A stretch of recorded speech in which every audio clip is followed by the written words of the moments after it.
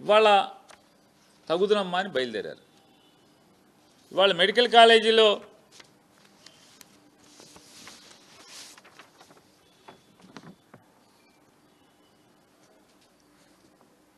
అన్యాయంగా మీకు చందాలు ఇచ్చిన వాళ్ళకి, మీకు లంచాలు ఇచ్చిన వాళ్ళకి, ప్రభుత్వ ఆసుపత్రితో సహా ఆయన చెప్తాడు హాస్పిటల్ బాగుపడతాయంట. ఆల్రెడీ హాస్పిటల్ గవర్నమెంట్ హాస్పిటలే కదా, కొత్తగా హాస్పిటల్ కట్టేదేముంది? నువ్వు చెప్పేటువంటి నీ ప్రైవేట్ వాళ్ళు ఎవడైనా ఉన్న హాస్పిటల్ ఆడికట్టేదేంటి? మళ్ళీ 2 సంవత్సరాలు మీరే జీతాలు భరిస్తూ ఉంటున్నారు. ఒక్కొక్క మెడికల్ కాలేజీ నిర్వహణకి సుమారుగా 5 నుంచి 6 కోట్ల రూపాయలు సంవత్సరానికి అవుతుంది ఖర్చు. ఆ ఖర్చు భారం కాకూడదని, అది సెల్ఫ్ సస్టైన్ అవ్వాలని చెప్పని దాంట్లో ఒక 30-40 సీట్లు 12 లక్షలకి, ఒక 7-10 సీట్లు 20 లక్షలకి, అది కన్వీనర్ కోటాలో క్యాస్ట్ రోస్టర్లో అవన్నీ కూడా చేర్చుకోవాలని చెప్పని మెరిట్ ప్రకారమే అమ్ముకునేటువంటి అవకాశం లేకుండా పారదర్శకంగా జగన్మోహన్ రెడ్డి గారు పెడితే మీరేమో దాన్ని రద్దు చేసి 100కు 100% మేము మెడికల్ కాలేజీలో జగన్మోహన్ రెడ్డి గారు ఇచ్చిన జీవోని రద్దు చేసి మెడికల్ కాలేజీ నిర్వహణకి సంవత్సరానికి ఓ 70-80 కోట్లు మేమే ఇస్తాం అని చెప్పిన వాళ్ళు ఇవాళ కాలేజీని అమ్మేస్తున్నారు. కాలేజీతో పాటుగా ప్రభుత్వ ఆసుపత్రిని కూడా అమ్మేసేటువంటి తప్పుడు పని మీరు ఎత్తుకుని ఇవాళ మళ్ళీ సిగ్గుపడకుండా ఇవన్నీ మాట్లాడతారు. నిన్న జగన్మోహన్ రెడ్డి గారు గవర్నర్ గారిని కలిసి 1 కోటి మంది పైగా, 1 కోటిని టార్గెట్గా, అంటే 1 కోటి మంది ప్రజల యొక్క అభిప్రాయాలు తీసుకుందాం అనుకున్నాం. నిజంగా కనుక జగన్మోహన్ రెడ్డి గారు ఈ రాష్ట్రంలో ఉన్నటువంటి 5 కోట్ల మంది లేదా 5.5 కోట్ల మంది అభిప్రాయం తీసుకోవాలి అనుకుంటే కనుక దాదాపుగా 100కి 90% మంది ప్రజలు మీ మెడికల్ కాలేజీల అమ్మకాలని వ్యతిరేకిస్తూ సంతకాలు పెట్టేవాళ్ళు. కానీ జగన్మోహన్ రెడ్డి గారు 1 కోటి మంది అభిప్రాయాలు తీసుకుందాం, అక్కడికన్నా వీళ్ళకి సిగ్గు వస్తుందేమో, బుద్ధి వస్తుందేమో, జ్ఞానం కలుగుతుందేమో అని చెప్పని ప్రజలు వ్యతిరేకిస్తున్నారు కదా, తోక ముడుచుకుంటారేమో, బుద్ధి తెచ్చుకుంటారేమో అని చెప్పని 1 కోటి మందితో, అంటే 1,04,00,000 మంది సంతకాలు పెట్టి, అయ్యా గవర్నర్ గారు చంద్రబాబుకు బుద్ధి ప్రసాదించండి, అతనికి చెప్పండి గవర్నమెంట్ హాస్పిటల్లో మెడికల్ కాలేజీలో అమ్మద్దని చెప్పండి, 66 ఏళ్ల పాటు రూపాయికి లీజ్ అంటే దాన్ని ఏంటి అమ్మేయటంగా ఏమంటారు చంద్రబాబు నాయుడు గారు?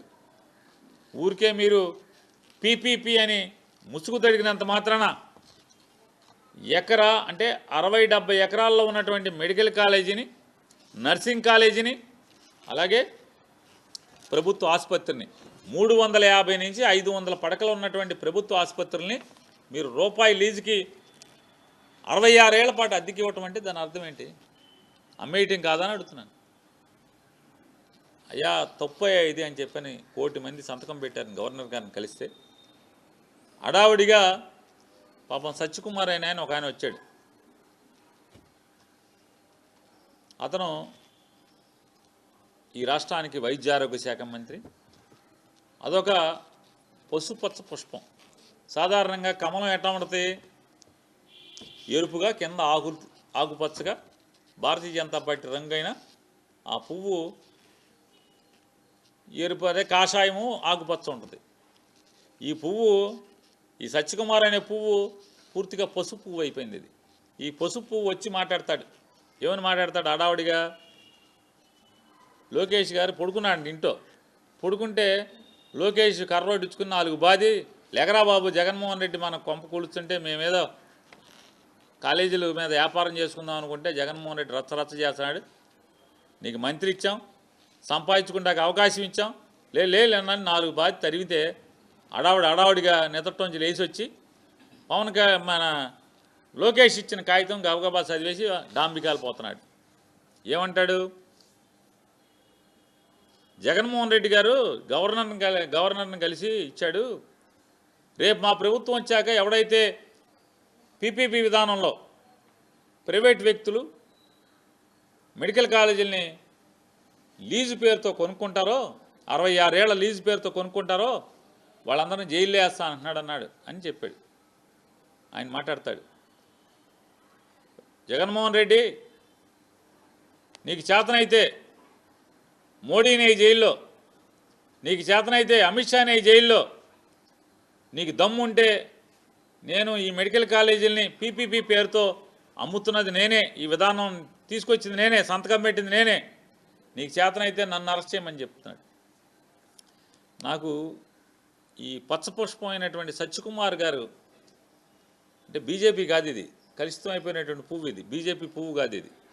ఈ పువ్వు మాటలు చూస్తే నాకు అర్థమయ్యేది ఏంటంటే, వెనకటికి కూడా చెప్పాను, నన్ను కొడితే కొట్టావు కానీ మా నాన్న కొట్టు, మా అన్నయ్యని కొట్టు, మా బామ్మర్దిని కొట్టాను, మొత్తం ఊళ్ళో మా బావని కొట్టని మా ఇంటి వాళ్ళందరికీ కొట్టించా అంటే, ఎందుకంటే నాతో పాటు అందరూ కొడితే అందరికి సమానం అయిపోద్ది కదా అని చెప్పాను. ఇతని తొంత ఎట్లా ఉందా అంటే, వెనకటికి అంటే పురాణ పురుషులు చెప్పేటువంటి కథ ఒకటి గుర్తుకొస్తుంది. శివుడి మేడలో నాగేంద్ర స్వామి ఉంటాడు కదా, శివుడి మేడలో నాగేంద్ర స్వామి కాలకుర్చాలు తెచ్చుకుంటాకి డ్యూటీలో ఎవడు దొరుకుతాడా అని చుట్టూ చూస్తే ఎవడు దొరకలేదంట. గబాలన అటుగా ఒక బురదపాము వెళ్తుందంట. నాగేంద్ర స్వామి దిగుతా, అరే బాబు శివుడిని తపస్సులో ఉన్నాడు, నేను వచ్చేదాకా మెడకు చుట్టుకుని నాకులాగా కాసేపు నుంచోరా అని చెప్పేళ్ళంట. ఈ బురదపాము ఏం చేసింది, మెడలో శివుడి మేడలోకి వెళ్ళి ఇట్లా నుంచుని పోజు కొడుతుంది. ఎప్పుడైతే శివుడి మేడలోకి వచ్చేసిందో ఈ బురదపాము, పైన గరుత్మంతుడు ఆకాశంలో వెళ్తున్నాడు. వెళ్తుంటే ఈ బురదపాము మాట్లాడుతుందంట మెడలోంచి, శివుడి మెడలోంచి. నాగేంద్ర స్వామి కాదు, నాగేంద్రుడు కాదు.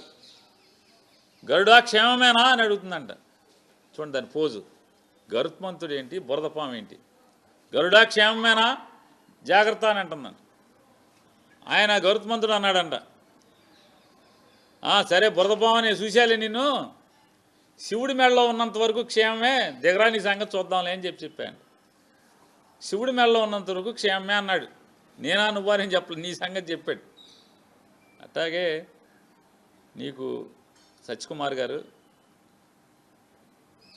లోకేష్, చంద్రబాబు నాయుడు వాళ్ళ యొక్క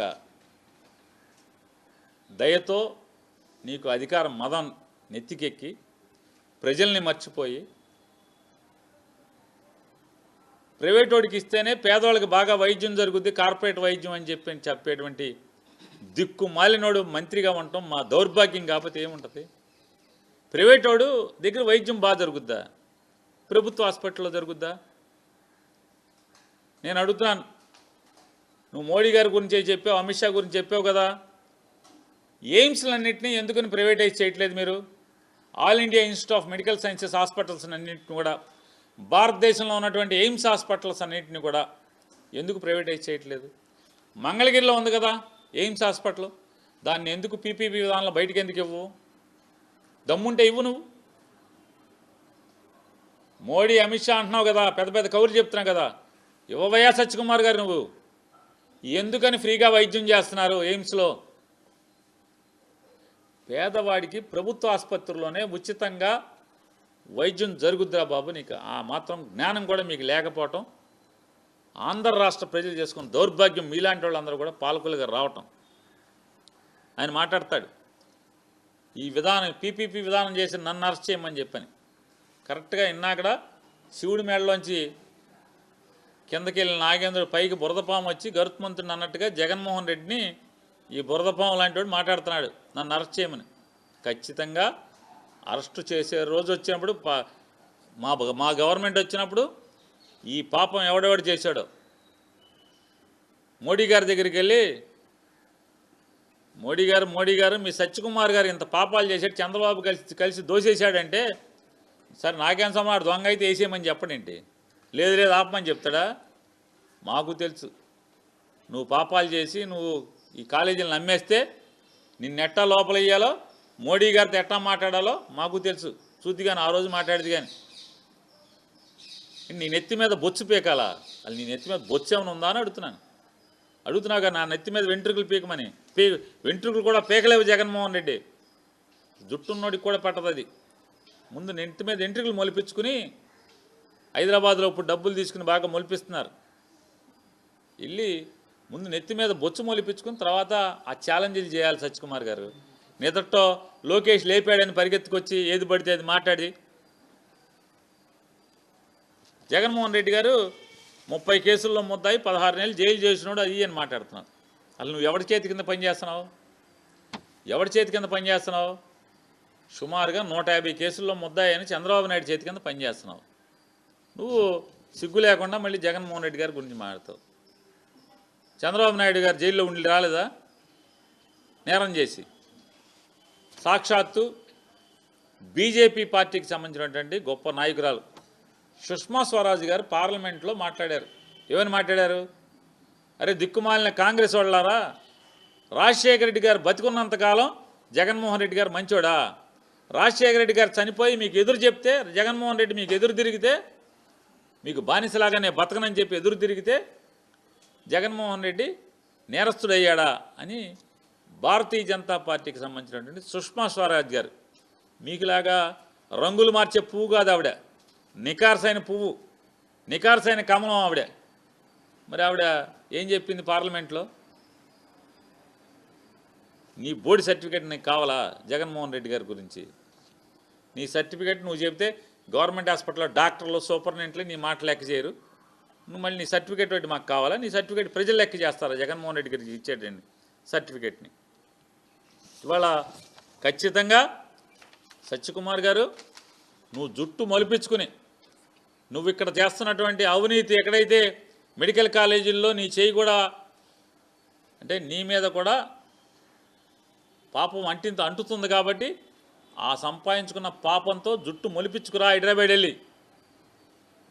ఖచ్చితంగా 2 ఏళ్ల తర్వాత 3 ఏళ్ల తర్వాత మేము వచ్చే గవర్నమెంట్లో నీ జుట్టు పీకుతాం లేదు చూద్ది. కానీ జుట్టు లేనివాడిని ఏం పీకుతాం, ఉన్నవాడిని అయితే పీకుతాం. కానీ కాబట్టి నోరు మాట్లాడేప్పుడు సభ్యత సంస్కారం, నోరు సంభాళించుకుని మాట్లాడితే ఖచ్చితంగా మీరు చేసి చూడండి. సత్యకుమార్ గారు మోడీ గారి దగ్గర నీ పాపాలని చెప్పి ఖచ్చితంగా